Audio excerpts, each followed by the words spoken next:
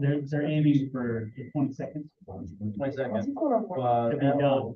On Antelope or The highway. I thought Farmington had like a hold up. Doesn't Farmington have hold up over there?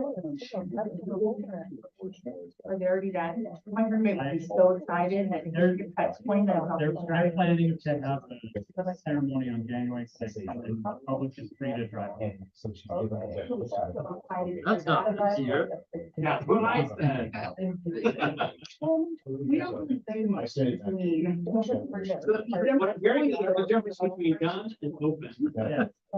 There's completion by contract. And they're open to the Yeah, holiday. with a technicality, what they said is they would be done by the end of the year, not gonna be open by this. There will be odds and ends that go spread out over the next year, I'm sure, like landscape. Oh, yeah. Silent. It doesn't sound That like. will- You want a burner?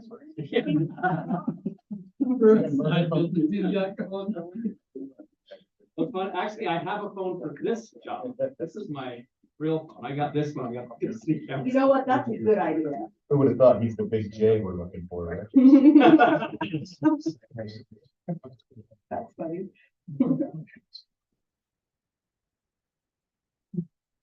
Isn't that just ridiculous? I didn't. Yeah. You guys club. No, but we are. I don't know that, but I think it's the, this is called a leash club. And I didn't feel right about having my work phone handling city business on my work phone. That there need my separation. Church and state, yeah, I got you. Well, in this case, it's work and the city. Potato. When it comes to religion. Potato, tomato. Okay.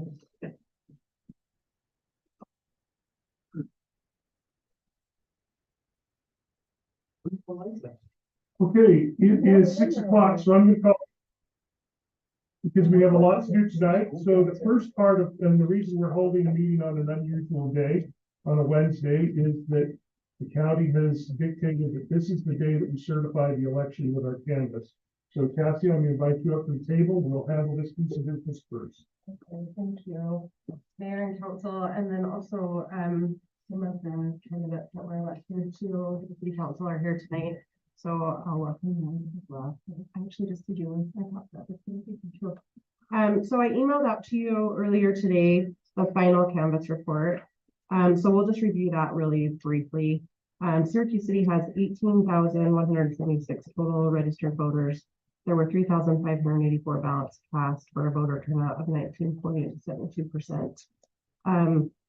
Paul Watson received 2,570 votes. Brett Cragen received 2,282, and Julie Robertson received 2,181. So those three individuals are elected. Drake Miles received 1,480, and we thank him for participating in the election this year. I also just sent out a spreadsheet that had information about the total number of ballots that were not count in the city election. We had 66 ballots that were received to be tabulated after election day. One of those was disqualified because there was no proof of residency for the voter. One was a ballot that had been voted for a deceased individual. One was not signed, and the voter did not respond to come in and verify and sign the ballot. And then 9, the signature didn't match, and same situation, the voters did not respond to the county's request for them to come in and verify their signature. 54 were not received by the deadline, so that's the total that were disqualified. If you have any questions, we can go over that. If not, I would just ask for you to vote to certify these election results.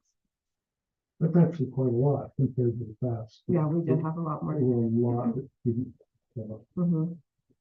Mhm.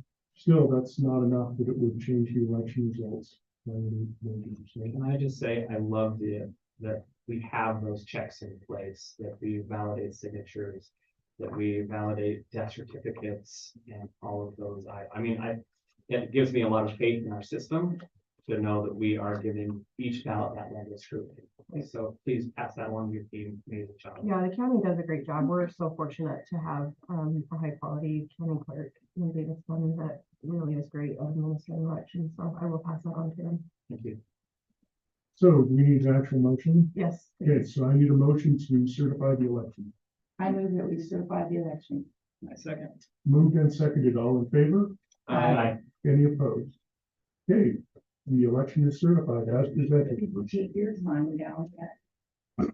Okay, I will take the next the next item for our discussion. I'm going to move up, rearrange our agenda just slightly. But since Cassie's at the table and she has somewhere else to be, we're going to do the Justice Court recertification right now. Yeah, so Mayor and Council, I did provide a staff report that just summarizes the recertification requirements that are mandated by the state of Utah. It has to be done every 4 years. There was a memo in your packet from former city attorney Brianne Brass, and she just summarized the requirements for the operation of a justice court. And then she also briefly touched on the revenues of the justice court, well, operating expenses and revenues of the justice court. And just the service that we're providing to the residents by operating the justice court in Syracuse City. If there are no questions or concerns about submitting our recertification packet to the state, we will present a resolution at the December 12th meeting for you to vote on to approve that packet. Any questions or discussion? As a consumer visitor of the Justice Court a few times. I appreciate the local. Let's just right up the road. Electronic participation. It's very helpful for those who.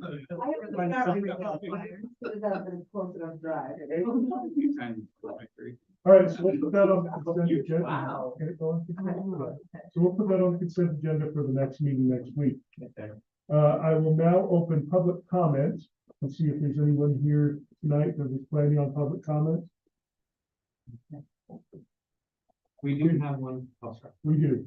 So let's read then the one that came. Go ahead. All right. So this is from Dwayne and Jennifer Ralph at 946 West, 2800 South in Syracuse. This is something we did not believe we would or should have to do again, but here we are once again dealing with earthworks and their violations of noise ordinances. Going through what we did last winter with this business, waking us up time and time again, appealing to the city, calling out the police in the middle of the night was an experience we would not wish on anyone. And after all was said and done, we were told earthworks was moving, and yet this very first snow of the season at 5:30 in the morning, they started their workday. We have just gotten down to sleep because Dwayne and my husband have been up that night very sick. And then a very loud rumbling noise that woke us up rattled the house and went on until we were fully awake and frustrated beyond words. Just as a reminder, their hours of noise producing activities in their zone is between 7 a.m. and 10 p.m.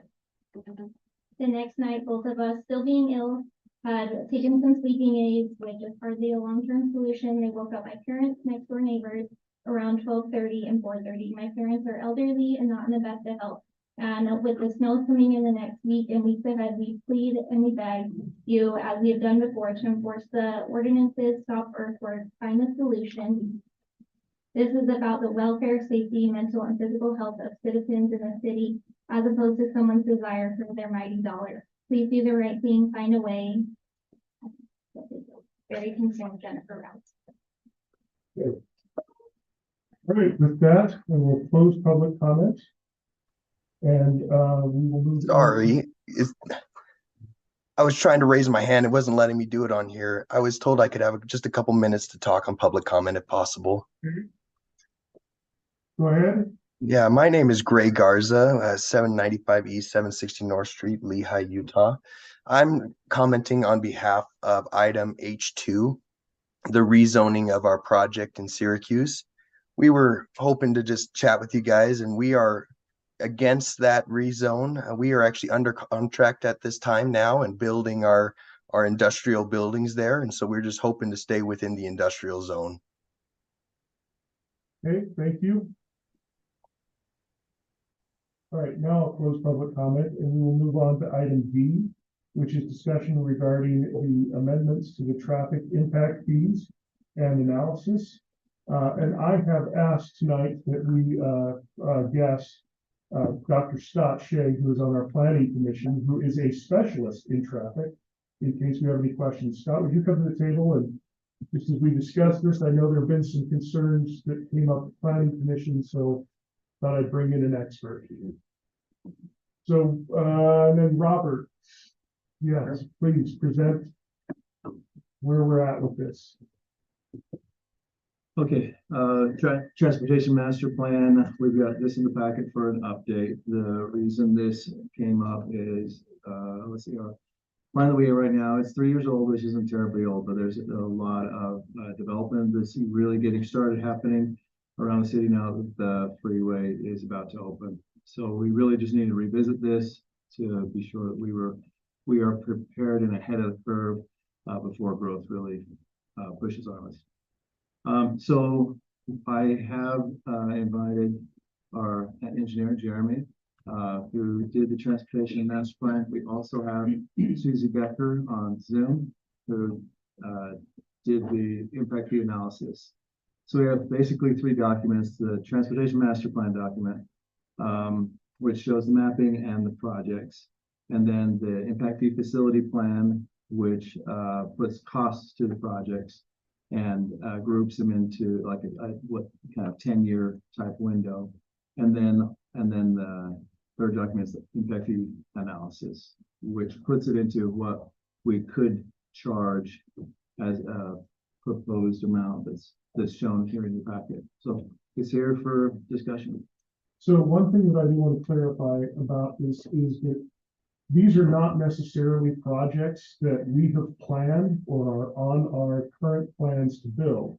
These are things that outside sources and given analysis of the city of where we are with traffic counts and traffic flows.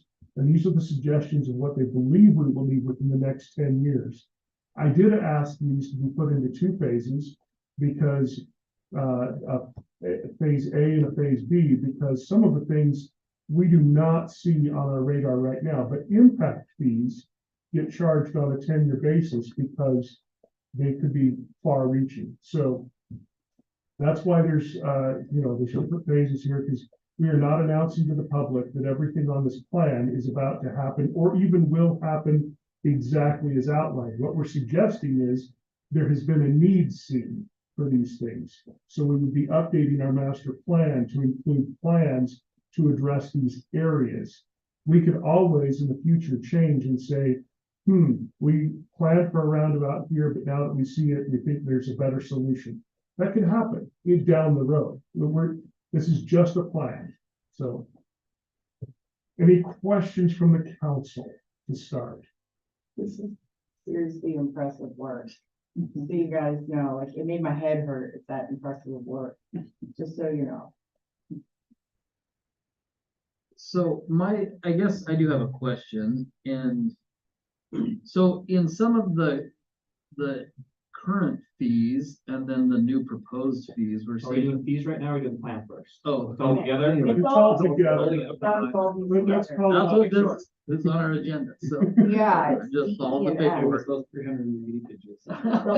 Hold on.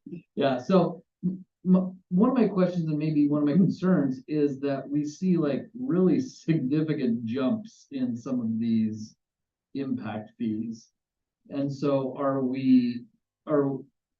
is part of this analysis, is it comparing to other cities of similar size or things like that? I tried to go through as much of the data as I could. Yeah, if you don't mind, I can answer that. Yeah. So there's a couple things happening here. One, the simplest and easy answer is inflation has gone up. Syracuse is growing a lot, so there's a lot of new development, and so there's projects planned. So for those reasons, your impact fees are going up, right? So that's the quick answer. The longer answer is, if you're looking closely at those comparison between old and new, you'll notice some of them don't jump as much as others on those Yeah. land use. Well, schools went down. A couple Yeah. things went down. So let's talk about why. The reason we did that is there's a couple ways to calculate these impact fees.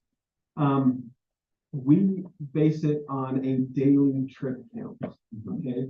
Your previous impact fees were done on a PM peak hour trip count, okay? The reason we didn't do it that way is because a lot of these land uses, you don't see the full impact during just that PM peak hour. Examples of that are like the storage units, right? There's not generating a lot of trips during 5 p.m., but if you look at it throughout the day, they are adding trips to the roadway, right? Or retail is another one, right? There's a lot of trips going to retail throughout the entire day, as compared to just that peak hour, right? And so what we're trying to do with that daily trip count is create a more fair and capture the full impact of these land uses throughout the day.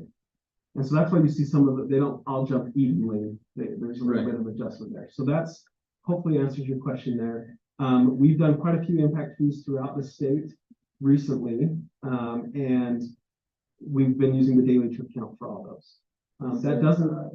Oh, I'm sorry. That's so thorough. So one of the things that surprised me is the fact that single-family detached housing generates more trips than multifamily housing. Yeah, correct. And this specifically it says not close to rail transit. So we're assuming they're all using cars. Yeah. So why would you're right. Bigger households. And so you've got more kids, more maybe young adults that are driving to high school and whatever. So there's just more trips. And these are not based on me making that number up or whatever. These are based on national studies. Is that on a per unit basis? Correct. Got it. Okay. So it's still actually higher. So yeah, because so of the density. So if there's 30 units there, yeah. So this is not a per building. It's not per acre. It's right. If you have a whole apartment complex, obviously there's more trips. Okay, good. That's the clarification. Yeah, one apartment compared to one single family house, you're gonna have more trips in and out of that house. Got it. For those reasons. And then I just want to make one clarification in case anybody for the recording or if anybody's actually listening, and that is that impact fees are not paid by our current residents. Impact fees are paid by those who build something new in the community. So if we have anybody out there who's thinking, oh my gosh, impact fees are going up, I'm gonna have to pay more. You are not, because you're already here. So just clarifying that because there will be somebody who's concerned about that. I get it every year. Yeah, thank you, Mary. That's a big point. And another thing I want to add to that Mary's talked about is when we do these impact fee analysis, we look at all these projects that are planned and we can only charge impact fees for capacity needs that are directly attributable to new growth or new development. Okay, so we can't charge impact fees for existing problems or for safety issues and things like that. It's only for when new growth comes in and we need to widen a road or we need to improve an intersection and add a roundabout or a signal or things like that. And only by the percentage that is directly attributable to that new growth, right? Because there's already some traffic on that road already. And so we have to calculate those percentages. And so there's a lot of back work or calculations that go into this that you may not see on the surface, but we pay close attention to that so that we're meeting state law and doing these accurately. One of the other things I did want to mention is that, state law assumes that not everything happens as predicted within the 10-year phase. So they don't allow us to charge. If we had experienced double growth, we're gonna have to update this because they don't allow us to predict that. But we also could face the opposite, which is if that growth doesn't happen, we won't realize these needs. So, Brody. Along Councilmember Watson's concern, so the IFA study is designed to indicate what the maximum allowable fee is. You just can't go above that. You can charge less.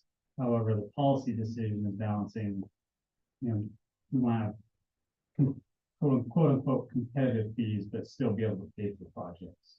And that's why I pose the question, are we comparing against other cities? Because developers will compare costs of developing in different cities. This is what we had with Suplas. And we had that discussion where we had to adjust. Yeah.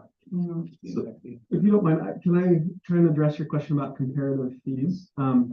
So as I mentioned, we've done quite a few of these in the last year, so I'll just look at kind of the ones we've done last year. And your new fees, we're estimating for a single family home. I'm sorry, do you have that right in your packet? I have it. You're saying what it is? 300 pages. It's 2,726. Yes, thank you. 2,726. Okay, so that's that. So if we look at comparisons here, so we just recently did West Point's impact fees.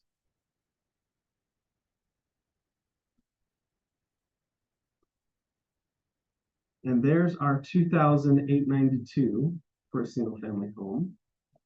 We also just recently did Harrisville's. Theirs is 2,450 for a single family home. So you're right in that range. We did, this is South Weber. Theirs is 2,850. Okay, so we're right in the ballpark. You're right in the ballpark. Salem, we just did theirs. Theirs is 2,400. And the other one we just did was Harriman's. There's actually quite a bit higher, 3,800. So Now, none of these things address general retail, like grocery store or something like that. yes, great question. So ITE has hundreds of different land uses, and we could have a list in here of 300 log, right, of all these different specifics. But what we found is that it becomes difficult to charge them specifically related to retail. If you look at, say, like a Chick-fil-A, right? That generates a ton of traffic. And if you go at their impact fees, it could be 500,000 plus. I mean, just huge numbers, right? And so what we found is that cities have, in order to still collect good impact fees, but make it more fair across board, they have just a general retail land use. Is that the retail? What I'm seeing is I don't see that in the last one. That's the retail strip mall? Yeah. That's what we're calling it? Yeah. Okay. And the reason we call strip mall, that's just what the ITD, that's what they call it. And so we're just using that. Okay. Same thing. But that's just kind of your general retail. So it's kind of a base. I guess I'd like to understand how that compares. If you have that information. Yeah. I'm actually just on the packet. Yeah. Summary shows 94.45. It's down in there too, but that was the other description.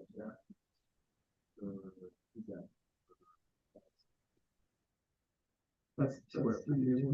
Yeah. 9,000. Thank you for humoring. Yeah. So if I can go You to, wanna know what humored me out of this? 40% of our crashes are from teenage drivers in Syracuse.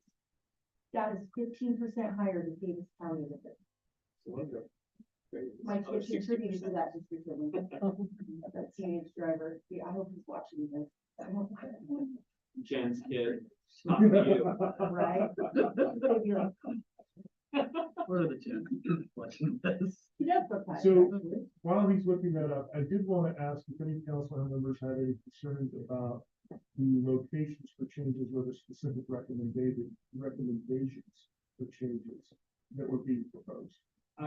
One of the signals kind of surprised me a little bit.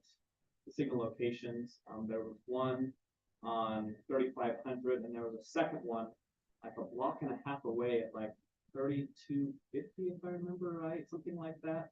I didn't think we could put signals that close. That's on 193. On 193.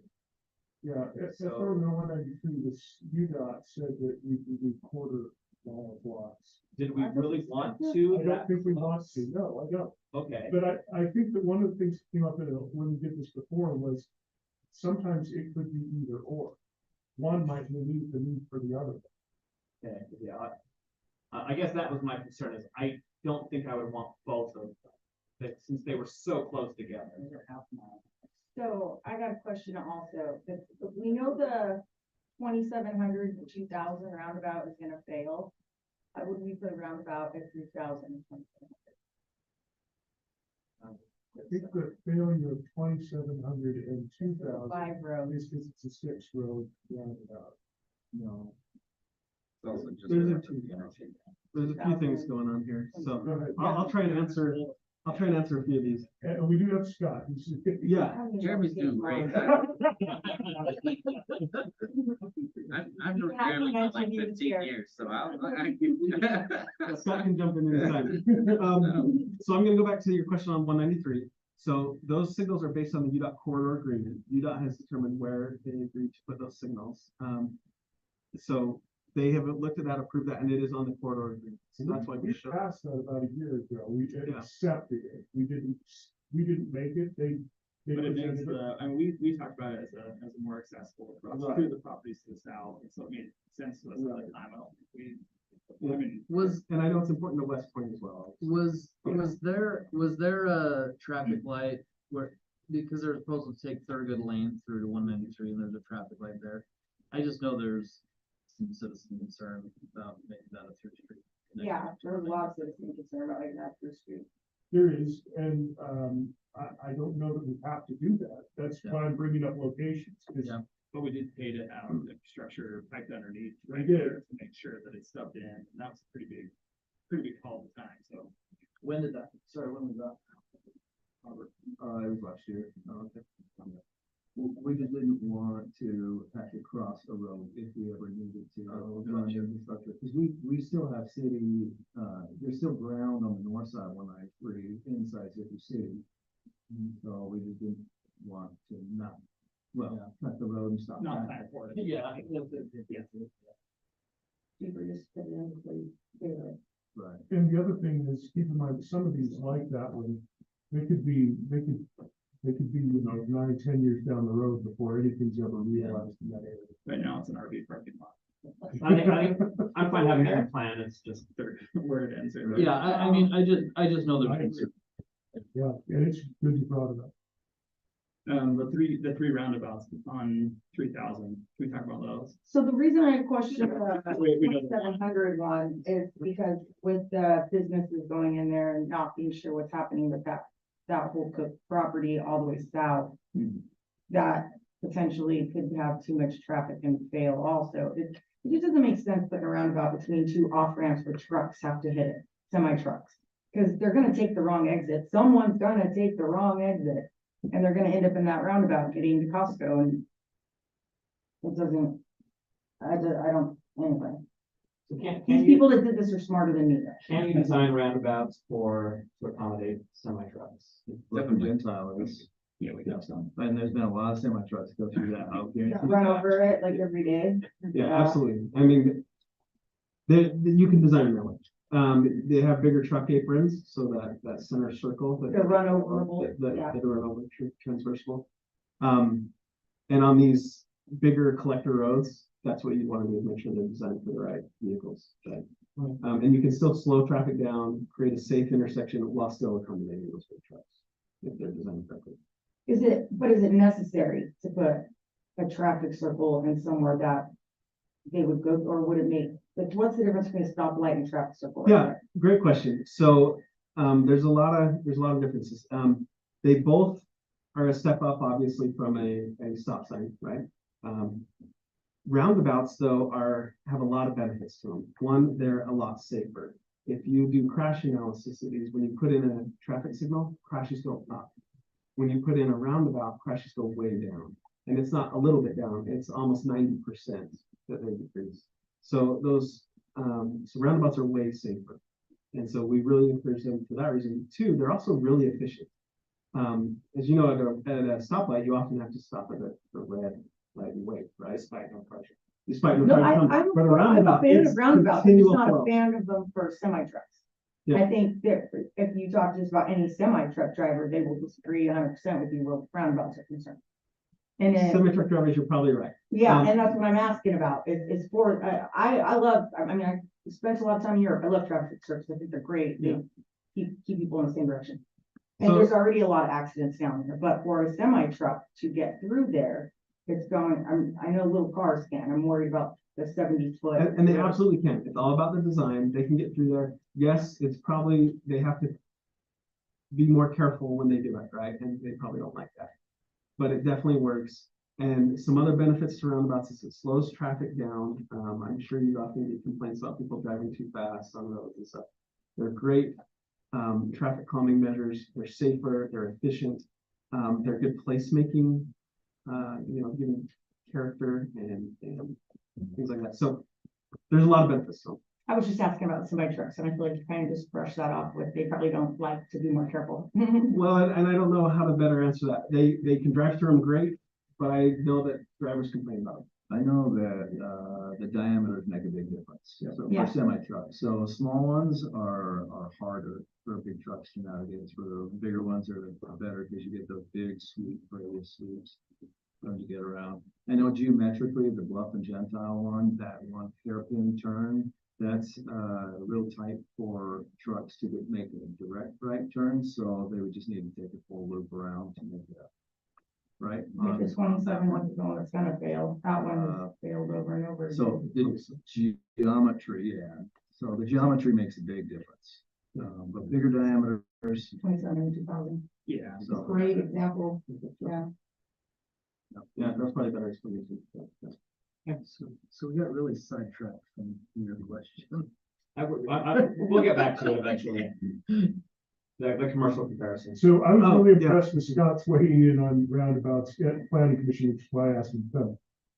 Thoughts on roundabouts and You know, with the design with vehicles, the main thing is that, you can design them bigger, as Robert said.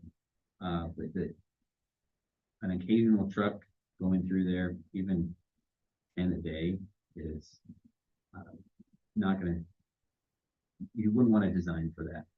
You'd want to accommodate them with the truck aprons. But unless there's a lot of trucks going through there, and that's, truly getting to that point would be like 200 in and out would be where we would start to say, yeah, we need design for. We don't take them into consideration very much. And it doesn't, we don't, like I said, we don't know what's happening with the rest of that Cook property. So far, it's mostly right there, it's gonna be business, and we expect it to be housing of some sort as it goes down, but that can always change, and there's 2 exits right there that are gonna accommodate those businesses, and they're gonna both be used.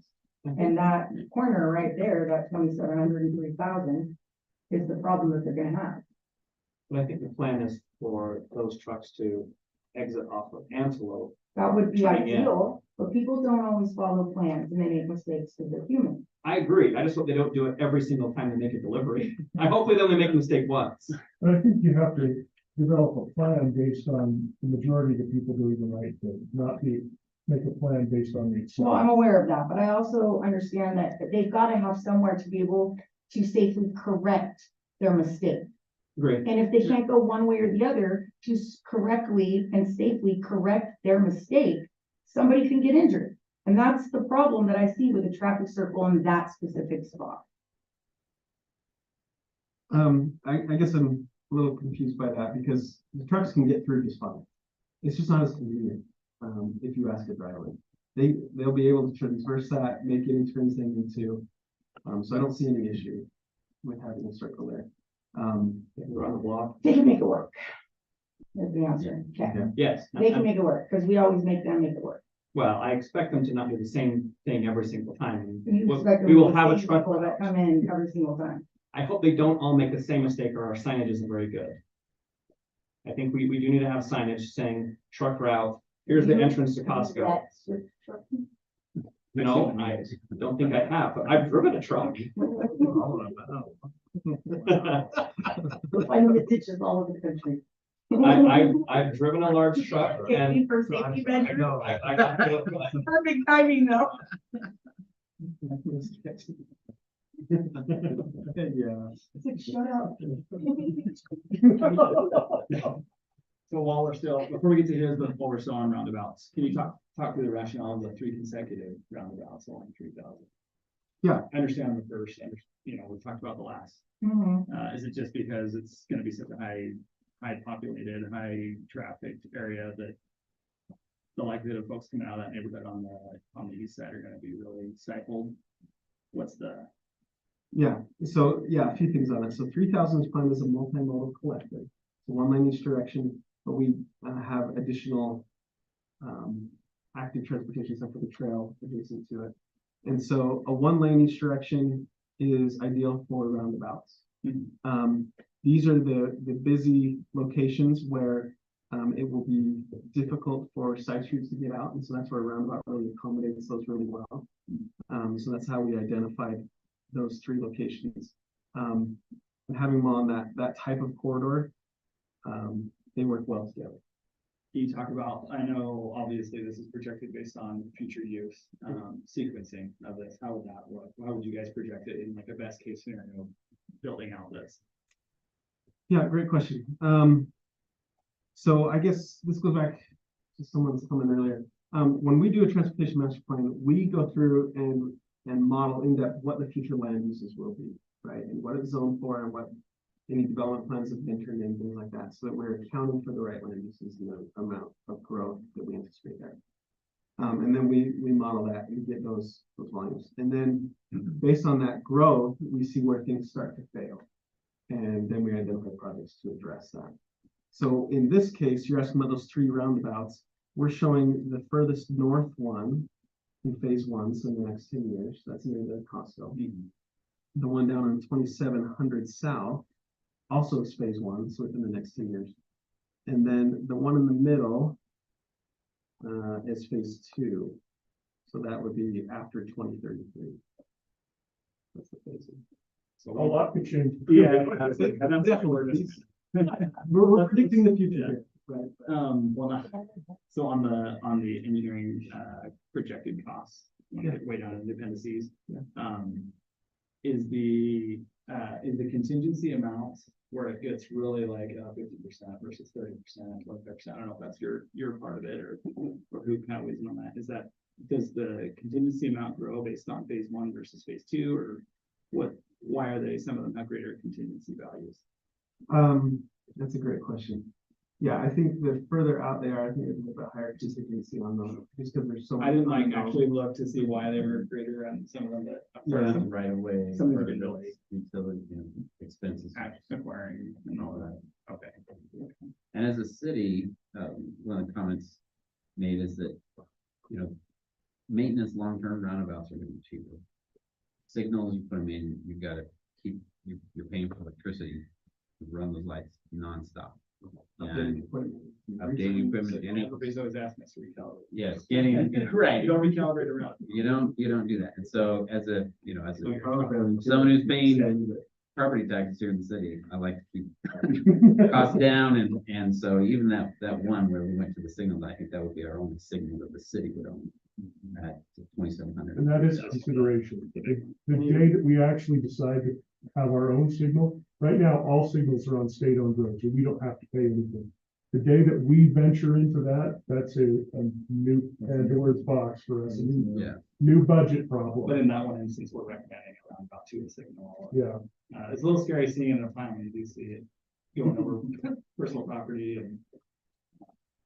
Yeah, do you want to talk about the 6-leg roundabout or no? I mean, Robert briefed us on it, just kind of what this might look like in the future, but I think it would be good to discuss it publicly, because I think that was more of a. It's ultimately not good. I just noticed the 3rd one. I think When you said the 3rd one, I'm like, wait a minute, there's not another one there, and It's murderous row. I was like, if that guy takes the wrong turn, he probably won't come back a second. they're like, reroute. He's gonna get three. Hannah, go home. Just look. We'll need to put a big sign that says, "Do not turn left here." Yeah. You're getting a lot. Yeah. Wow, so much on there. Garmin. If they exit here, they're gonna wanna go around the block. That's what that's what I thought, she find about rerouting around down where housing. For the record. I went to the others. So that way they can just. Did you guys come in find on it? Right there, Right there, yeah, yeah. make a right and back, yeah, They might actually start doing that. that's actually what we talked about, fire department. The signage matters for them, yeah, So page 58. in the packet. of which, I'm just- okay, on 51. 58, yeah. So I'll just talk briefly about this. There were several intersections in the city that we did micro simulation on. I mean, we took counts there, we wanted to model that and see specifically. Yeah, I'm not. Yeah. what page was it? It is 58. Thank you. And this was one of them. So we modeled a bunch of different intersection types here, including keeping the 6-leg roundabout as is, making it bigger, making it just a 4-leg roundabout, a bunch of different things. Grade separated. We looked at grade separated. I mean, we modeled, I can't remember how many, Numerous. 6 or 8 Yeah. different ones. And while the grade separated ones did work, the cost was extreme, right? And so this is Lake Canal prohibits structures inside their right of way. That's right. That's right. So we had issues there as well. We weren't able to actually build the structures there. So that's another reason we didn't go with that one. In the end, we found that the roundabouts all were projected to fail by 2050. And part of the reason for that is 3000 direct connection to a new interchange with West Davis corridor just south of here. And so 2000. You said 3. I'm sorry, 2000, excuse me, 2000 has that direct connection. And so we show a future widening project to 5 lanes, so 2 each direction. And with all that traffic there, a signal is what worked best. And we had to realign these side streets so that we didn't have a 6-leg signal because that didn't work well either when we looked at it. And so this is the solution that worked best and seemed the most feasible from all the constraints that we had in this. So. This I get. I'm a little worried for the people trying to make a left turn to go down. But other than that. Yeah, Any other left? Well, and the nice thing too, I know. in this Yeah, plan, it's look, not left all the turn into roundabouts. it. We are, considering all Well, that's. different ideas. the good thing for you here is that this is a long ways out. We've made change. I mean, I don't know this one based on, I mean, the concerns are brought on with the West Davis, yeah, so. this is the 3rd time I've seen a transportation update, and they've been catalyzed by something that was an event. But there was one that was happened right before I took office, one that happened 3 years ago, and we're only doing this one this quick because of the West Davis Highway.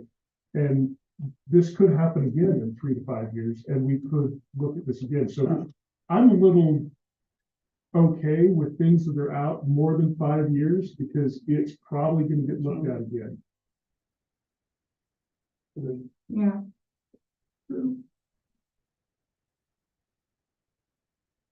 That's a lot of great questions. Someone answered my question. Yes. No,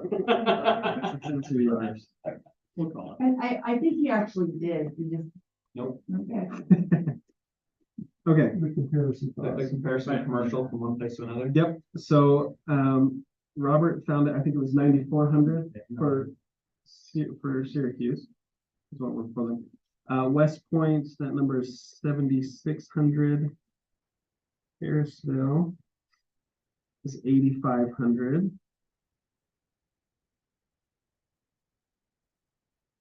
South Weber is 9,800. That's one of my concerns. Is I want to make sure. Everybody's going to be the more on that. Yeah, Salem is 8,300, and then Harriman, Harriman's gonna be 800. It's 13,300. So what was West Point? It was 85. 76. 76. I guess that is an area of concern for me. If we're gonna I hope $2,000 isn't the deciding factor between one site and another. But at the same time, it Depends on the. If it is, These are all we can always mitigate it somehow for circumstances. I guess I would rather take the hit and actually try and match some of those smaller ones. I know that impact fee analysis, I know we can charge less. So I guess I'm advocating that we actually do that in this case to try and remain competitive to draw commercial in, especially in the critical time we have over the next year. So, and that's fine, but I just want to throw out a couple things. These are maximum allowable fees, so you can always charge less. But 2 thoughts on that. One is that you will have less money for your projects that need to be built, right? So you have to come up. It's more on the people. Yep, you'd have to come up with funding from other places. Yeah. But two, you can't just pick and choose your land use. You can't say, well, we're gonna charge all our commercials less, but all our resident, or all the single family homes, the full amount. It has to be equal across the board. So if you want to say, we're gonna drop all our impact fees by 10%, that's fine.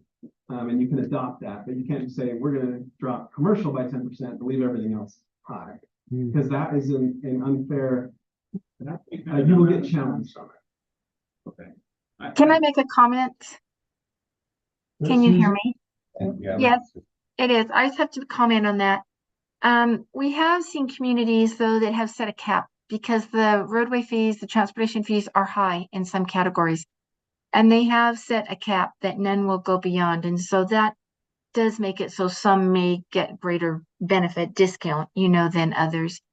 And the only other comment that I really wanted to make on this is you're going to have some real changes in some of these categories because you have gone to the PM peak to the average trips as your basis for demand. And so when you look at something like a church, you are going from, when you're looking at PM peak, nobody goes to a church at 5 o'clock, on a Thursday afternoon. But if you're doing the average daily trips, then you do pick up all those other times. So just use an example, that's an easy one to see, but you're going to see some big swings. And so while I always 99% of the time say, oh, if you don't charge the maximum fee, then you're going to come up short. But when you're making such a big switch here, you may want to look at who's impacted and by how much on this. And then one other comment, someone had asked about why you use a general category for retail sometimes instead of every specific business. Well, oftentimes when the building permit is pulled, we don't know exactly what retail businesses are going to be in that building. Is it going to be a bookstore? Is it going to be a flower shop? What else is it going to be? So those are just the comments I wanted to add. We don't have to settle on a fee tonight, but it is something to think about if we have this quick discussion in the next meeting about where we should go with that fee. But I am concerned that we go too low only because you displace that fee to people who've already paid their impacts. And the other thing is that this has been a topic of side discussion for other mayors, and a lot of people are going to this new model rather than peak times. Peak times, everybody feels doesn't capture enough. And with the restraints that the state puts on us about how much you can and can't charge, it just seems more accurate. When our citizens never think we charge enough, and they're always asking us, and our answer comes back to that FAAs and Ps and such, and we can't really do anything outside of that. So this is really your opportunity to capture that. Outside of that, we're pretty well. That's my only concern about it. That I thought was very well put together. Do anything we need to. And please incorporate all the comments from planning commission about the road name updates as well as the Antelope Island. I think one comment on 2700 South is that it is as a 2-lane road, but then Bluff is a 3-lane road. So you actually have 3 lanes dumping into 2-lane into the 2000. So just that we'll have to, as that project comes up, we have to finesse that area as well, because you're not going to be able to get a arterial into a local road onto a major arterial. Yeah. Okay, so are we okay to put this on the next meeting? We do need to vote on it in the next meeting. I guess, do we need to make an update for that road? I guess that sounds like a problem. Did you say which one? 2700 South you have as a local road. It's just a 2-lane road. But then Bluff is a 3-lane. Is a 3-lane. But then that's what dump on.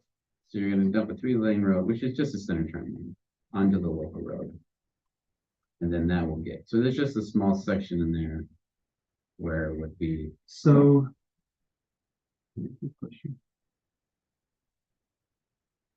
So we do show. No. Air high five everywhere. So 2700, we do show, you're right, it's a 2-lane road, but then as it hits Bluff Street, if you'll notice on our image on page 58 of the packet, that's where we show our concept of where that hits bluff. And we do have turn lanes there, so it basically functions as a 3-lane road at that intersection. Yeah, it's that close, so it's not, So it'll come down to the design yeah, aspect of it. for that intersection. I was surprised that 2700 was still a local road, because in Layton, it is a 3-lane road. Yeah, it picks up more as you get close back. But then as we hit 2000, because Bluff is, your projected volumes are 3,000 on Bluff, but then there's 7,000 on 2700. So I would think that those would be switched. I agree. I'm very wise. Or D. Well, here's from now, so we're gonna get that noted. Okay. Up from between Layton, went from 500 west to 2000 west. It's not like an Angel Street down there. Would be more of a, I think we could put in as a 3-lane cross section through there in bike lanes, because I think there's. Yes, we could do a minor arterial through there. That's a 3-lane. All right, When you adjust. I'm gonna move us on, because I don't want to take up all night with this, but good comments. This will be on our next agenda for a vote. And thank you for sharing your time with us Yeah. tonight. That was a volunteer vote. Okay, so we're gonna move on to discussion regarding amendments to the stormwater impact fees and impact fee facility plan. And thank you, Scott. Yep. It's like 400 pages down. Yeah. Hold on, what? Yeah. And that's why I was opening an Adobe, because it gives you a table of contents. What am I in? If you open it straight out of, What they got, yeah. if you open the PDF in Teams, you don't, it just opens it up in the Microsoft, whatever. But But if it you, doesn't even open all the way, it'll bounce back to the but first. if you click the little triple dot, it'll give you an option to open And in the other one. Acrobat, and then you get a table of contents. In a future meeting, Jordan will give a training on this. I would love to. Remember, because Lisa could figure it out, and I almost threw my iPad at the wall because I couldn't open it, and Steve and our IT taught me how to do it correct, like. But tonight we are on the stormwater. Yes. It's page 365 in the packet. Oh, that's cool. All right. On the webpage. 365. Okay, so, similar reason we're, looking at the stormwater, master plan, impact fee facility plan, and impact fee analysis. With the new annexation, that just came into the city, that, brought a need for a storm drain project forward. That was in our long-term plan. Now we just want to bring it back into the 10-year window, so that can be moved forward. And then with that, there were some costs that were updated in the plan for the projects. So that's what we've got here. Overall, looking at the costs compared to what current is to what the proposed is, it actually decreases just a little bit. Yeah, that's actually really rare. So, but I think a lot of that is because we've taken care of a lot of storm drain projects. So if you remember, 2700 South underneath the bridge, and going down 2400 West by Public Works, there was all of that storm drain done. So we're catching up. What? Huh? That's my goal. All right, so I did bring Nate here. He's the engineer that worked on this one. So if you have any questions or anything, you can the technical stuff. This one was a little easier to read. yeah, it's simpler because without this impact, there's many things, but bringing 130 acres into the city does require adjustment. This is, yeah, for me, this is not the first time we've done this, and this is pretty standard practice, and very consistent work. And I don't know what we'd ask. I think he's very standard. Someone would ask you, know much about it. No, I So don't. you're okay with it? Yeah, We'll I think just- I'm good with the report. Okay, Okay. all right, thank you. Great, so let's move on to updating the city's engineering standards, which kind of goes with it when we make these changes. Robert. Another 100 pages. Or just click on that one. I'm probably gonna I'm just learn ready that. to so- go straight to it though. Already there. Oh, thank you. Okay, so the purpose for engineering standard updates is, part of it was, state legislator mandated that the maximum street width for, local roads to be no more than 32 feet of asphalt. Ours was 35, so it was just, so we got to come in compliance with the state law now. And then, Smaller? Yeah. yeah, just by 3 feet on the local roads, so. So are Truck these, drivers don't like it. are these new, are these new dimensions in the traffic plan that we just, I forgot to compare those two. I had that on my notes. Yeah, So, they are. so these proposed 3 dimensions were updated in the drawings up I'm above. trying to say that's 3 feet of Yes. asphalt and, Yes, they are. fees. I was actually just getting ready to measure off where I gotta put my new fence line at, so I'm not sure what I gotta do now. So I had that's a local road, not the Oh, okay. collector, not the. I had a question about these reduced width intersections. So when will these come into play? If these, if these are similar to the reduced width intersections that they have like out at Daybreak, I was driving through there and like I couldn't make a person can't make a right-hand turn and a left-hand. You know, if someone's coming this way into this intersection, turning right, Smart cars. you can't both navigate that intersection at the same time. It was really The guys awesome. just left. I was looking at the document. This is actually his idea, and we looked at it in Spanish Fork. They're doing this very same thing. This, I can't put it up on the screen, but it's page 436 on the back. Some of us have vehicles too big. It kind of chokes, the intersection down a little bit at the intersection. There's a couple reasons, well, there's a couple benefits to it, right off the bat that I can tell you about. One is parking. It's gonna discourage parking around your intersections. 2, traffic calming. It will slow traffic as traffic comes to the intersections. It'll make them feel like they've got to slow down as they come for an intersection because it chokes. I like both Yeah. of those just because of pedestrians. The third is pedestrians. So if you notice the crosswalks, they're not right on the corner. They actually bring them up around. And so the pedestrians actually cross in a shorter section of roadway rather than that wide section of road. And the narrowing might be slightly different than they almost had like a circular bump, like a half circle bump out. Yeah, which is done for traffic. And it can be annoying in the beginning, but it is supposed to make safer streets. He presented at the Wasatch Front Regional Active Transportation Committee meeting, and we talked about traffic calming measures just about 2 months ago.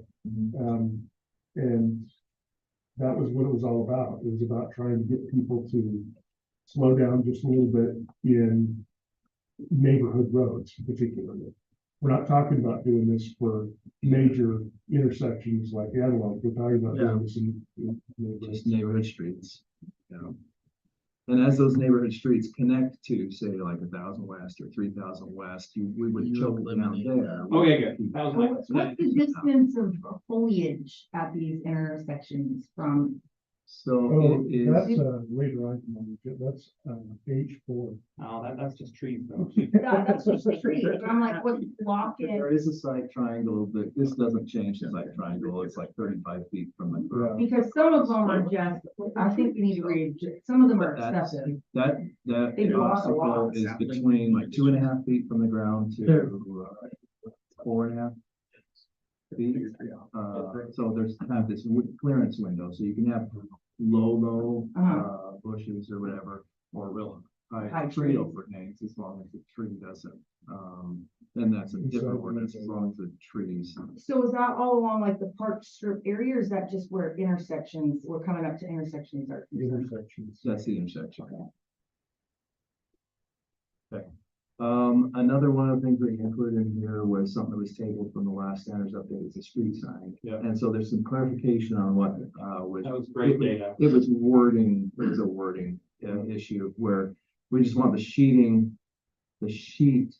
on the metal sign and so there's a sheet and then there's a, clear cover on top of it for ultraviolet protection. So, in past, some that we found have not been compatible, those two, the sheet and clear coat, and so they peel, They bleach. Oh, discolor. So you can't even tell what the yeah, sign there's says. one on that road, right, yeah, the. So we just want the sheets to be compatible. So they have to be made by the same manufacturer. We don't care who the manufacturer is, as long as they're compatible with the same manufacturer. That was good. So, I With thought the it was great that you clarification knew was what good. sign I was talking about. Well, there's lots of signs, like there's some street signs that you're like, what does that say? Yeah. What There's street is literally this? one like right adjacent to my farm that's So- always gated. Are we good to put this on the next? Yep. All right, thank you, Robert. So let's go to the discussion on personnel policy updates. We've been having these kind of collecting through the year, and we've got a few updates. We can throw these at. This is, Oh, no, this is yours. Yeah. Sorry. Forgot. this is addressing our paid holidays for city employees. I'd like to discuss adding Christmas Eve and New Year's Eve to those days. There's been a lot that's happened in our city this year pertaining to our employees, and I feel like it's time because of what they do get off, is something that we should definitely consider. So I guess I'd like to know what, have we checked what adjacent cities do? We actually did, this wasn't, I'm not sure why it wasn't, HR did look into it, and a few do, and some, the majority don't, but I want to say there's 3 that do, that offer those ones. With my, at first blush, I'm usually not, I understand that these people are working strange hours and so, but most people don't get Christmas Eve and New Year's Eve as holidays. I'm not worried about most people, I'm worried about our employees I know, and yeah. what we can do for them. Because There's, they literally like kill themselves, right? We just had an employee whose wife had to make sure his supervisor sent him to the hospital. And we always talk about how it's not always just about pay. And it's not just about what we can give them monetarily wise, but what else and other things that we do for them. And I think the holiday season is very slow. And I mean, we even canceled our city council meeting on the 26th because that's the time to be with family. But everybody else still gotta be at work. So why aren't we? I'll be. Well, I'm working during the day. I'm work Christmas Eve too. It's very slow time, like even in when we had, I think it was 4th of July, that was Monday that everybody came to work, and 4th of July was that Tuesday, is that what it was? Or was it a Thursday, right? But that day in the middle, everybody was at work, and I was so surprised to see them. And then I looked at what we offer our employees, as they work in class, they have 1 4-day all year long. The rest of it, they have to use any earned time that they have. We only offer them 1 4-day all year long. What's a 4-day? Like they have 2 days off before the weekend, so they have Thanksgiving and then that Friday after. With I started looking around at some of my other government entities around where I work in Sullivan County. And compared to what we offer right now, and we offer more here than we offer there by 2 or 3 days. So we have Columbus Day and the month of your birthday. You get to choose a day. That's cool. Yeah, so I think I would consider it, but I would say you'd have to probably. Yeah, we could swap one of those. Some of those, which, you know what I mean? I just don't, it seems pretty generous what we're already offering to me. Compared to most businesses, we are offering this, but we do the same as some other businesses, which is take the privilege of saying, okay, if there's really nothing going on Christmas Eve, we send people home again. That's been a practice in the city. With pay. With pay, you know, and so the same thing happens for New Year's Eve. if there's not something going on. What it protects against is making that a paid holiday, regardless of whether we need to or not. So, it's kind of better to have that luxury of being able to say, okay, we're gonna let you go early because we can, but not if there's a disaster, we have to call you all back in and pay you. I mean, I can understand like New Year's Eve stuff, like New Year's Eve is like a party thing people do. It's like Christmas Eve is really family thing. It's like a family time, and I don't go anywhere. Really, I know you guys probably do. Most of us at this table work for ourselves. You do, I believe, don't you? Yeah, well, I do, most of us, and so we have the ability to just stay home that day with our families. But I asked all the office ladies on that holiday that they, on 4th of July on the 3rd, how many people came in? The PD had 2 people come in and they didn't get a phone call. Public Works had 1 phone call. The fire department's always worked, so didn't ask them. But I did, and I came, sorry, chief, I know, I'm sorry. But, I came into City Hall and there was nobody to come in the whole day. So I feel like just the idea of just the morale part of it, like you're just, and you say they can leave early. But, yeah, I don't know many people that would rather sit here in the office on Christmas Eve rather than get things ready for family at home, like. I see where you're coming, but I feel like we have a pretty good policy right now. If we were gonna change something, I would just move holidays as opposed to add additional ones. Perfect. Then My thought process is just making sure people have a little more time with their family in the holiday season. So many things have gone on with our employees that a little extra time with their family can. I agree. So on my work, if we want to take that up, we just use our vacation. Again, I wasn't discussing anybody else's work. I Understood. was trying to keep people on their side, so. But I feel like my personal experience matters just a little. So I would say that if you want to save vacation and take that day, you're allowed to do that. And that's where I would say, that's why I don't think we need to add more holidays to my concern for the policy. My opinion. Anyone else? Yeah, I mean, that's what I meant. Well, so I'm not gonna move this on to the next agenda just because it doesn't have support. Okay. Don't look at me and you gotta look at them. It's their. It was. Okay. I'm sorry, I myself. It's Move us on to I'm fine with, sorry. We move on to planning items. H1, Noah, if you join us at the table, thank you. Application for a general map amendment, for this is the annexation property. And the Cooks filed an application before they filed, the annexation. The annexation had to be completed first. So with that, they're asking for a general map plan. I want to be very clear. This has no entitlement whatsoever. This is just a general map plan. Now, it was discussed last night at Planning Commission. I thought they picked it out really strong because what they said was the difference between what it is today and what they're asking for is it only allows for general commercial or professional office to be added to that zone. It technically that zone adds MXD, but it doesn't qualify for MXD. So it's not on a state road, so it could not happen. So we're just allowing for general commercial or professional office as an additional option to be applied for without a map change. And again, this is a map change only. This is not entitlement. They would have to get entitlement. They would have to submit an actual plan for what they're going to do with that. And What's the point of changing the map? Well, it's a general plan, so it's an indication of where you plan to go. And I do think I would like to have commercial in that area. So yeah, I'm actually okay with this.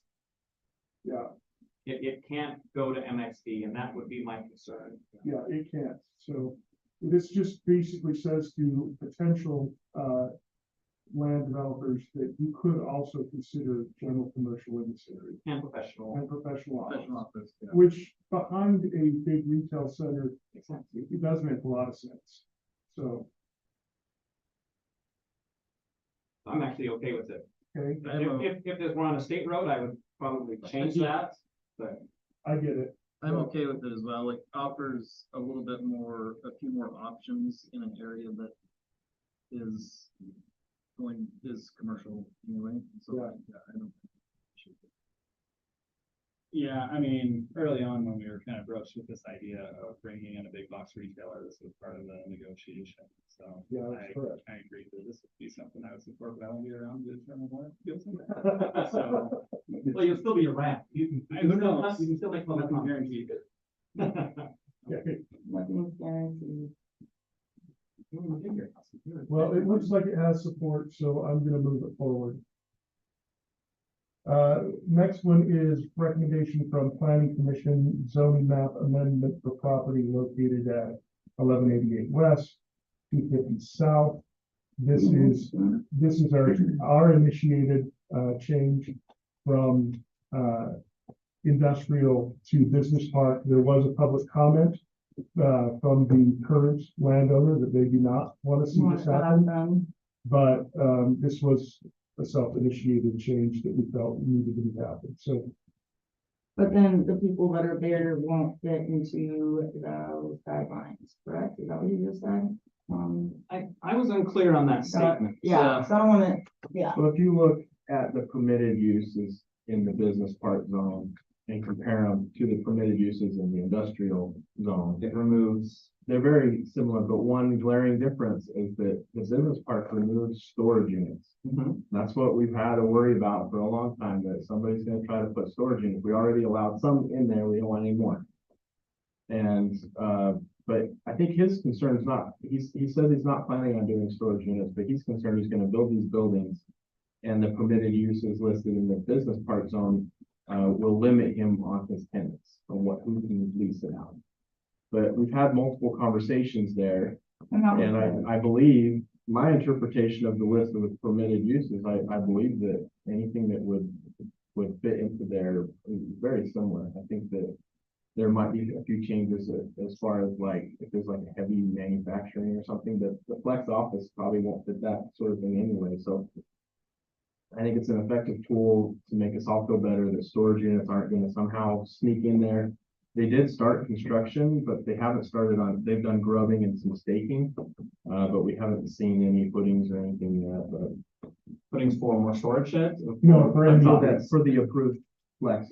Oh, Yeah, but this is where the industrial part we were talking about, where they could put like tattoo shops and things like that, and they have broke ground over there. They've moved dirt, they've broken ground. Yeah, they broke ground over there. Yeah, yes.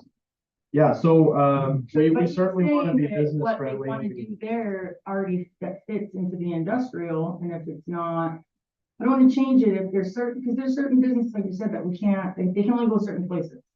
And this is one of those very few places, it being industrial. What, you said you compared the list, I mean, other than storage, what are we missing that? nature businesses. Yeah, it's in the packet. We could pull it up. It starts on 448. But yeah, the concern is about a tattoo parlor. I don't believe that that's listed specifically. We've got like 5 tattoo artists that are waiting for an industrial spot to open a tattoo place. Like we do, and it's people in the city have asked about it, like this limits them even more from where they can go, because that's one of those things that's covered under, it has to be in an industrial area. Do we have any other tools in our belt to prevent it from becoming storage units and still allow for some of these additional uses? Yeah, last time we did a development agreement, which expired. Well, So you could do a new Can we development. do round 2? You or could do 3, another whatever? development agreement, and I think that's been offered up by the property owner. So Are they still online? yeah, he's still here, but the zoning is one of the surefire tools that the city can use that runs permanently with the land unless another city council changes it. If another point I'd like to make is that, you know, the permitted list of permitted uses in the zone can always be amended by the city council. If you wanted to add tattoo parlor into the business park zone, you could add that to the business park zone. If you look at the permitted Why do uses, we already have it in industrial? Well, because there are some other uses in industrial that I think would be inappropriate in this space. For example, we've just had all these people argue the public comment tonight was about people in an industrial use. The machinery makes noise that they can't stand near. Yeah, So that's part of not allowing industrial in an area that it could be a problem. well, there's not, I mean. In this there's- case, I'm not saying. Yeah, it's there's the same not gonna be a problem. problem, but what that's. Why is it like tattoo shop? There's reasons why it's under the industrial, Only in. only in industrial, because that's It's where. been there ever since I've been. Exactly, and I think that's appropriate also, but you don't wanna limit, like, if this one spot is somewhere that they could possibly go and it's in an area where it's like, there's no schools around there, it's right up 193, it's all right there, why would we take that away? So we could make the recommendation on business park zone, because right now this would be the only place you go in the whole city. If that's Go a, a little bit, I mean, It's just the power line. yeah. Or away from school. I mean, Yeah. I don't, Like it's. I will like also 100 add feet that if you look at the list of permitted uses in the business park zone under L, it says uses considered similar and compatible by the land use administrator. So if we got hit by a business that wanted to come in and they said, look, I want to go in under L, uses considered similar and compatible by the land use administrator. And that came down to me and I felt like it was controversial, we could always pick it up, to, as an interpretation of that to the city council. I don't see any, I mean, nobody's asking for a tattoo parlor. Well, they actually have, we've got emails about it, and there's Well, no for one this to go. particular developer is not I've got saying, a single. I need to protect. Well, that's actually- You have to, yeah, I've got to respect you. This space will have a garage door on the back and a service door on the front. I think they're really designed to be more like a contractor or, somebody that might have, warehousing and stuff. I wouldn't say Yeah, but the space is probably bigger than I don't, what you yeah, I say. don't think this is. Okay, but- Parlor, but And I'm not saying. That, put it so that in. mind, is it more of an industrial space than it would be business park? The business park zone, was created, and I've read it multiple times, that it's kind of like industrial, light industrial. Keep out the heavy You start- manufacturing and the dirty. Yeah, and the grading of all the different land use categories, it starts prohibiting a few additional things, so I could understand why they would have concern, because it does restrict those uses a little bit. But I think, if I take us back to what the original concern was, is we should want more storage units, and so if the majority of the council didn't want to do the rezone, there's other tools we can do, but I don't think the city wants more storage units to that site, because, in the packet, I outlined why we don't want those. Because the risk of the storage unit fear is probably low, since they have broken ground technically, but me being the ultimate, When I drove by there, well, look, they moved. the they moved tractor. some dirt. But I don't know, until I see footings that match, I'll feel a lot better when I see those footings. So It's we've a already, trust issue, I get it. so we've already had a development agreement. Yeah, That is expired. I would not be interested in entertaining another I agree. development agreement that will could potentially. So if this goes, and if we change this and they have what you say, like the way the building's set up, they have the back door in front, what can go in there besides like We have that in the Studio city 22? next to, if you mean, look put down on the at, list of Pizza Factory, just south of the Thurgood's put in this very same thing, so. And the Is golf. And The also golf in there, simulator, there's like an auction house. Yeah. or something like that. It's great for like a lot of the contractors. On the backside of Like warehouse 22. Yeah, it's very similar to that. Like a Oh, plumbing down shop there. on Blood. yeah, up bluff near Pizza Factory all the way up. Those two sets of flex industrial. Oh, Yeah, yeah, behind that. So it would be things like that, like places for carpenters and plumbers and all the guys that just want a home base to kind of work stuff, a little office, and then they go out and do stuff. Shop space. I mean, it's the same thing as like, I don't know, just where it's at, it makes sense for it to be industrial. It's all along 193. And I get the storage units, but Yeah. if we can keep them out without changing it, we're just, But professional office and industrial are almost the same, except for, and I'm okay if you wanna look at adding what was it, tattoo to somewhere else, if that's all you're fighting for is a tattoo. And that's then- literally, then I let's want address it. people to be able to have their, but I feel like it's an industrial for a reason. Like there's a reason we said, at someone, I where before us, put it in there. I think, Going back to the fences, there's a if you reason. asked me, I It's think it was there industrial. because someone thought it was offensive in industrial places. I agree. So I would be okay if addressing we're- that as well. Yeah, I mean, let's yeah, address it, let's look at putting another Because zone instead of that's not a doing a business- zone change. That's a because of business that goes really in a smaller space more often yeah, than it not. does, yeah. Which is- Industrial is It doesn't make really sense. designed to be a bigger space. So let's address your issue separately and let's protect this piece of Yeah, land. I'm okay if we wanna look at putting it in professional office, so it actually go in more places throughout the city. Yeah. Or unless you really want it Why do you wanna industrial. keep it Why do you wanna keep restricted it industrial, industrial? Jen? Jake, it I opens up do. more opportunity. The tattoo covered chick has a bias about what the regulation. So you want it industrial? I do, yeah. I Why do think you, that's a why do you great think point. industrial is the only place? I don't know, I just feel like it's just a safer place, not only for the tattoo shop to be, to keep it out of more criticism from citizens, and it's one of those things that it's very Yeah, I feel like tattoos are way more widespread now than they were 20 years ago. But we don't have one yet in Syracuse, the tattoo shop, and when we do get one, it's just be like the vape shop, we're gonna have a problem with it and everything else. It's, so, we'd like to think not, but there's always someone. No, I that's said, always I don't have that big of a problem with the tattoo shop. I think I there feel could like be it- other places. I'll leave, it. So I'm in favor of doing the update just because storage sheds are terrible land use. Okay, I agree, and because that's what we previously agreed to. Yeah, no, all right, so we're gonna move this forward to the But let's next. address your item. concern in a different way. The next item is recommendation from the planning commission to rent property located at 2400 South, 1800 West, residential R1 to R2.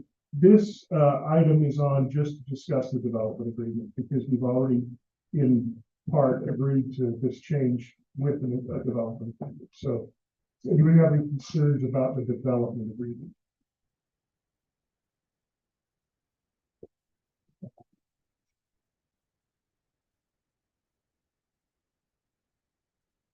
The development agreement reflects what was discussed last time, with the lot widths and cementing of the number of lots and stuff.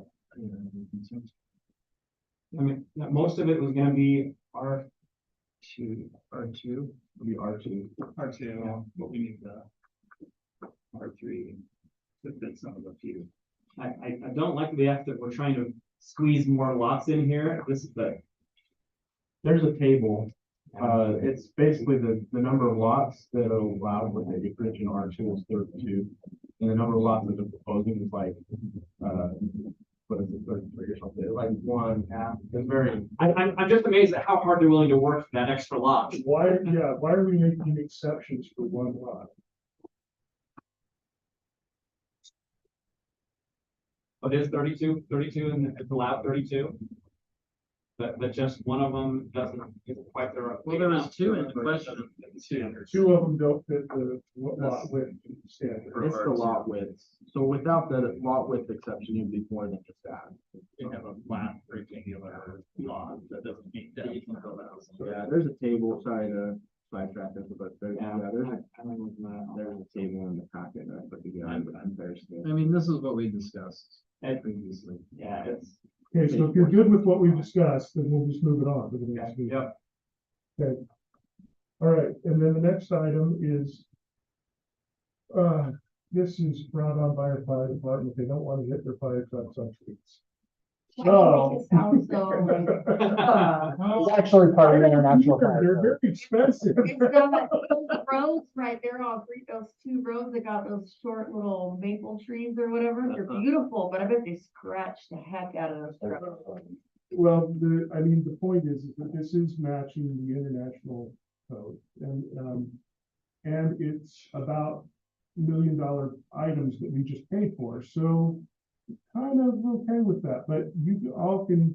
So my complaint here is, this is like half of most of our street, because we limit the height of street trees. Yeah. and then we tell them, You gotta we're come gonna all cut the most way of it around. off. So I guess I would like to understand, Only where it overhangs the road. That's pretty much all the trees that go yeah, along the so, strip. so I guess my question is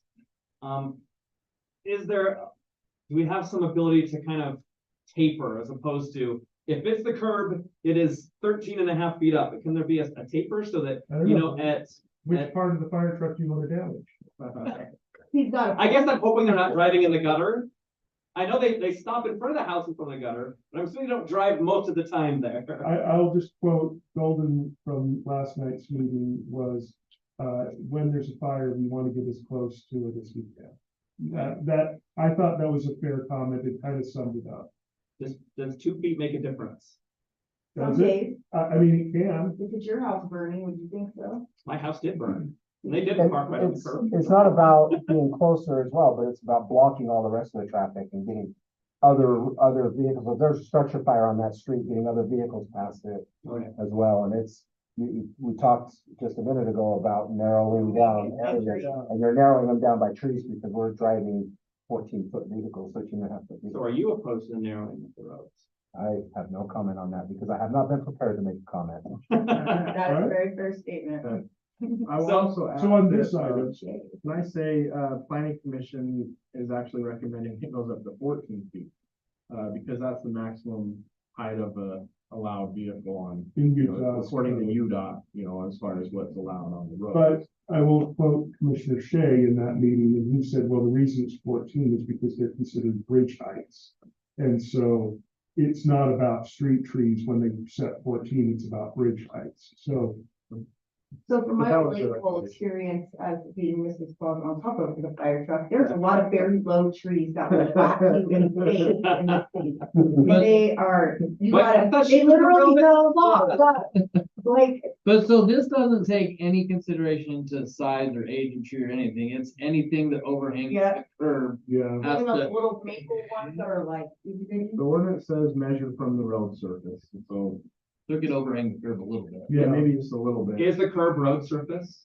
Oh, that was debated last night. It's not clearly. It's asphalt. But I mean, like small little new trees. Yeah. So it's sidewalk is 7. So you'd have like a tree cut like this. Also, I wanted to clarify, we don't actually limit the height of street trees, but we do have a list of. I don't know if you recommend it. Trees. We have a list of permitted trees. I think you do note that they have to be some type of dwarf tree. You can't be full size. So it depends on the width of the park strip, and so there's a list of allowed street Because there's trees. 5 foot and there's with- 10-foot It park. should be more like So- Farmington, they have beautiful trees. It's more about usually in a small park strip, you don't want a tree to lift up the sidewalk and bust up the curb. Agreed. But there are probably on that list, there probably are some that aren't much taller than 15 feet. I guess I'm being selfish in this because I really like my trees. I'm out there measuring them like, Yeah, me too. goodbye, fair tree. Forgiveness.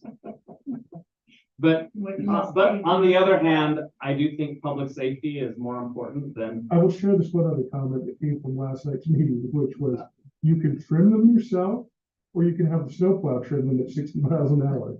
if the snowplow is driving down my street at 60 miles an hour, we've got a different kind of problem. No, not driving at 60 miles an hour, we have different kind of problem. But anyway, as I was saying before, I was so rudely interrupted. Yes, I did rudely interrupt you. God forbid it be Jordan.